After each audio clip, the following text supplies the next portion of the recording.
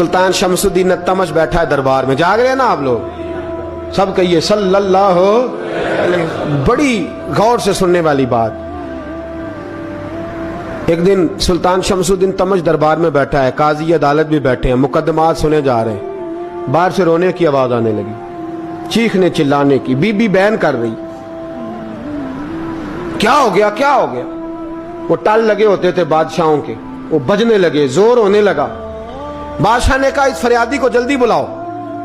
वो अंदर औरत आई तो चीख चीख के रो रो के उसने अपने कपड़े फाड़ फाड़ के, बुरा हाल, 2 महीने का बच्चा। लोग उसकी आहोजारी पर उसकी तरफ मुतवज्जह, बीबी क्या हुआ, पानी पिलाओ बिठाओ, ये क्या हो गया। कहने लगी लुट गई, इज्जत बर्बाद हो गई, तबाह कर दी गई। तो मैं क्या हुआ। कहने लगी बादशाह एक शख्स मेरा गैर शरई खामन बना, फिर मुझे हमल हुआ, फिर मेरी गोद में ये बच्चा है 2 महीने का। अब गई हूं तो वो कहता है कि मेरा तो तेरे से तल्लक ही कोई नहीं। बादशाह कहने लगे ये सुल्तान शमसुद्दीन तमश की जगह है और मैंने रसूलुल्लाह सल्लल्लाहु अलैहि वसल्लम के दीन के मुताबिक हुकूमत उस्तवार की है। कौन है जो तेरे साथ, अभी गर्दन ना काट दूंगा, बात कर कौन है। कहने लगी तू कुछ भी नहीं करेगा, कोई कुछ नहीं कर सकता। लोग कलमे छोड़ के बैठ गए, तवज्जो उधर हो गई। प्रोपेगेंडे बड़ा असर करते हैं मुआशरे पे, रंग ऐसा अजीब है, अंदाज ऐसा अजीब है। फरमाया बात तो कर। उस औरत की आवाज गूंजी तो हालात ही खराब हो गए। कहने लगी बादशाह हौसला पैदा कर सुनने का। कहा तू बात कर। कहने लगी मेरे गोद में जो बच्चा है ये कुतुबुद्दीन बख्तियार काकी का है, ये तेरे पीर की नाजायज औलाद है। उठाओ, प्रोफेसर सलीम चिश्ती ने PhD की है, वो लिख रहे हैं इस वाक़े को। तेरे पीर का नाजायज बच्चा है। हाथ कांपने लगे बादशाह के। कहने लगे या अल्लाह कभी तो कयामत बर्पा कर दे तो मामला ठीक हो जाए, मैं तेरी जुबान खींच दूंगा तेरी घर। तूने बात कैसे की। कहने लगी मैंने कहा था ना तेरे अंदर हौसला नहीं, मेरी इज्जत तार तार हो गई और तू पीर बचा रहा है। अल्लाहु अकबर। सुल्तान शमसुद्दीन तमश आसमान की तरफ देख के कहने लगे मौला मुझ मुजरिम को जिसकी बरकत से उठा के तूने मस्जिद में पहुंचाया, आज मुझे तूने किस इम्तिहान में डाल दिया, ये क्या रंग तूने जिंदगी का बनाया है। कहने लगी बुला उसे, उड़ाब गर्दन। अल्लाहु अकबर। ख्वाजा कुतुबुद्दीन बख्तियार काकी, जरा उस जगह पे अपने आप को खड़ा करके देख मेरे दोस्त। जो शख्स दिल्ली के बाजार में निकले तो दुकानें बंद हो जाएं, औरतें घरों में घुस जाएं, जिसके नाम पर चर्चे हों दीन के, वो शख्स लाठी टिकाता टिकाता। उर्स मनाने आसान है, ढोल ढमक्के करके घरों को जाना आसान है, पर जरा इनकी राहों का मुसाफिर तो बन इन्होंने अंदाज क्या इख्तियार किया। हजरत ख्वाजा कुतुबुद्दीन बख्तियार काकी, खबर फैल गई। इतनी शोहरत पाकीज़गी की नहीं हुई थी जितनी इस जुर्म की हुई। लाठी टिकाते टिकाते जब पहुंचे ना बादशाह के दरबार में, बादशाह उठने लगा, काजी उठने लगा, लोग उठने लगे, तो कुतुबुद्दीन बख्तियार काकी की आंखों में आंसू आए। माने लगे बेटो बैठ जाओ, आज मैं पीर बन के नहीं आया, मैं मुजरम बन के आया। और कहा मेरे मालिक का इंसाफ भी देखो, दिल्ली का पीर आज दिल्ली की अदालत में अपने ना करदा जुर्म की सफाई देने आया है। बड़ी लाठी पे टेक लगाई। दिल्ली की गलियां भी रोती हैं कि ये क्या रंग, अल्लाह ये तेरा क्या रंग है, ये ते मैं गुड्डी ते हथ डोर सजन दे, ओ जिंज रखे उंज रहना है, वाजिब नहीं जे विच शरीयत, मंदा खसम नू कहना ए तन मेरा कंघी होवे। मैं जुल्फ सज्जन दी वावां, पोश मेरे दी जुत्ती बन जाए, मैं यार दी कदमी आवां। मारो मारो मैनू मार मुकाओ, कोई यूजर ना पेश ले आवां, जे सोना ही मेरे दुख विच राजी, जे सोना ही मेरे दुख विच राजी, ते मैं सुख नू चुल्ले डावां। पर यार फरीदा कदी दिल पे सोना, यार फरीदा जे कदी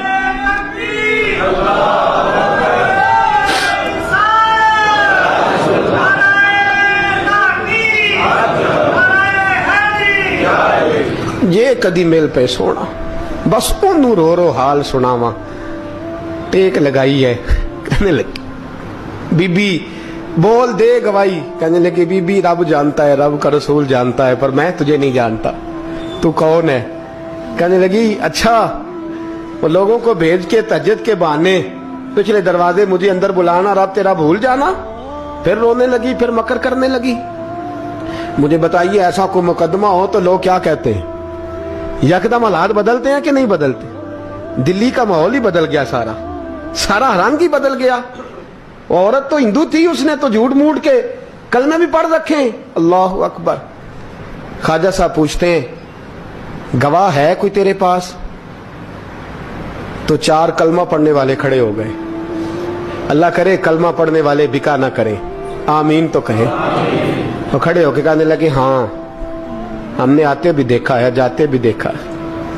خواجہ قطب الدین صاحب نے نظر عثمان کی طرف اٹھائی, کہنے لگے اچھا جو تیری مرضی, میں گڈی تے ہاتھ ڈور سجن دے, وہ جنج رکھے اونج رہنا ہے, واجب نہیں وچ شریعت مندہ قسم نو کہنا. کہنے لگے سلطان یار ایک رات کی مہلت نہیں دے دیتا؟ میں سویرے سلطان بھی رو پڑا کہ پیر صاحب میں نوکر اور میں مولتے, اچھا حضور جیسے مرضی. باہر نکلے, خادم کہنے لگا حضور سواری پہ بیٹھ جائیں. مانے لگے نہیں یار آج پیدل جانا ہے. اس دلی کے چونکوں نے مجھے بڑی سلامیاں دی ہے, ذرا میں دیکھوں تو صحیح دلی کے بازار میری رسوائی پہ کیا کہتے ہیں. مجھے ذرا یہ پتھر بھی کھانے دے, ان کا ذائقہ بھی. پیدل گئے, دنیا سو گئی.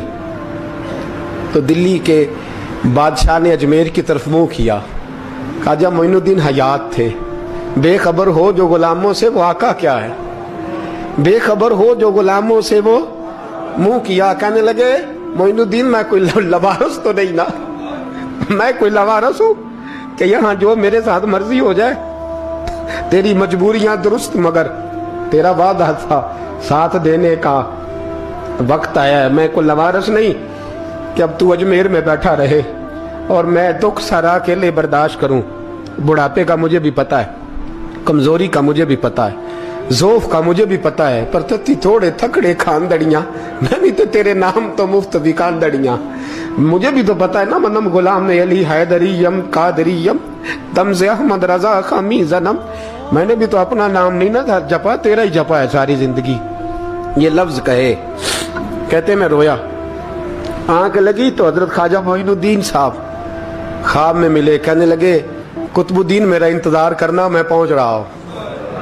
میرا انتظار کرنا, میرا انتظار. کیا کہا میاں صاحب نے؟ کہتے ہیں مالی دا کم پانی دینا, پھل کچے ہون یا پکے, اے پیر مرید دے سر تے ہی رہندا ہے, جھوٹے ہون یا سچے. میں آیا, فکر نہ کرنا. حضرت سویرے اٹھے, پھر گئے عدالت. پھر کہا نہ بھائی پروٹوکول, مجرموں کا پروٹوکول نہیں ہوتا, میں اکیلا جاؤں گا. جس کے آگے پیچھے نعرے ہوتے تنے تنہا. 2-4 منٹ زیادہ لے لوں آج آپ حضرات. کہتے میں پہنچا عدالت, اور جا کے جب کہا نا کہ ہاں جی حضور بتائیے, گواہ بھی خلاف ہے, مقدمہ بولیں. تو کہنے لگے مجھے میرے شیخ نے حکم دیا ہے کہ میرا انتظار کرنا. پھر وہ جو باتیں کرنے والے تھے کہنے لگے جی کون گیا تھا اجمیر, کون آیا ہے وہاں سے, ہمیں روحانی باتیں نہ بتائی جائیں. یہاں سے تو ایک دن میں پہنچا نہیں جا سکتا, ٹرین بھی 36 گھنٹے لیتی ہے دلی سے جانے میں. تو کہا یہ کیسے ہو سکتا ہے, کوئی رات کو رات آپ کو خبر ہو گئی, آپ کیس کو لمبا نہ کریں. بادشاہ مرید ہے, لگتا ہے کہ یہ راتوں رات بھگا دے گا پیر کو. اتنی باتیں خواجہ صاحب نے سنی. جب بے گناہ آدمی کو یہ باتیں سننی پڑتی ہیں پھر دل بڑا ٹوٹتا ہے, پھر بڑی تکلیف ہوتی ہے. ٹوٹی, مغرب کی اذان ہوئی تو لوگ کہنے لگے لو جی اب بس ہو گئی. خواجہ قطب الدین صاحب نے اللہ اکبر کہہ کے مغرب کی جماعت جب میدان میں کھڑی کی تو اپنی بھی چیخ نکل گئی, آئے نہیں. لیکن جب نماز کا سلام پھیرا تو خواجہ معین الدین صاحب کی 2 رکعتیں ابھی باقی تھیں. خواجہ صاحب پیچھے نماز پڑھ رہے ہیں, سلام پھیرا, اور نماز کے بعد جب اٹھے نا تو خواجہ صاحب کے سینے کے سینہ لگا. تو کہا حضرت جی میں شہزادہ تھا, آپ نے کہا تھا خشک روٹی کھانا تو میں نے خشک کی کھائی ہے, آپ نے کہا تھا فاقے کرنا تو میں نے کیے ہیں, آپ نے کہا وطن واپس نہیں جانا تو میں نہیں گیا. حضور اس امتحان کا آپ نے بتایا ہی نہیں تھا, کہ مجھے بتا جاتے اب اس سفید داڑھی سے میں جواب دیتا پھروں. خواجہ معین الدین صاحب نے جھٹکا، پیچھے ہٹ، تو زیادہ عزت والا ہے کہ یوسف زیادہ عزت والا تھا؟ تو زیادہ مقام والا ہے کہ عائشہ زیادہ مقام والی تھی؟ چپ کر، یہ کچھ صوفیاء کا طریقہ ہے، چپ کر. عرض کی حضور غلطی ہو گئی، میں پہلے نہیں رویا، تو ملا ہے تو رویا ہو.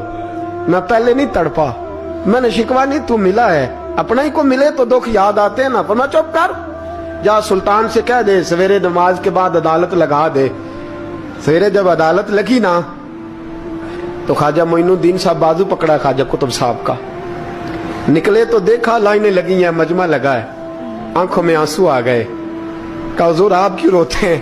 فرمایا میرا دل تھا لوگ میرے کتب کی شان دیکھنے آئے، یہ کتنے بدبخت ہیں، میرے کتب کی رسوائی دیکھنے آئے. کتنے نالائق ہیں، رسوائی دیکھنے اتنے آئے ہیں، شان دیکھنے آتے ہی نہیں. اللہ اکبر. جب میدان لگا خواجہ صاحب پہنچے، عورت کو کہنے لگی اللہ سے ڈر جا، وقت تھوڑا ہے، تو مر جائے گی. کہنے لگی مجھے داستانیں نہ سنائیں. قاضی صاحب سے کہنے لگے قاضی صاحب آپ حقیقت حال سے آگاہ ہیں، خیال کریں. کہنے لگے خواجہ صاحب دلیلیں نہ دیں، گواہ لائیں، بات نہ کریں. خواجہ صاحب رحمت اللہ علیہ کہنے لگے گواہوں کو بلاؤ. گواہ آئے تو خواجہ معین الدین صاحب نے نظر، تم ہو میرے کتب پر، میرے کتب کے جرم کے گواہ. ان کی زبانیں کانپنے لگی، ہاتھ کانپنے لگے. میں بولتے کیوں نہیں؟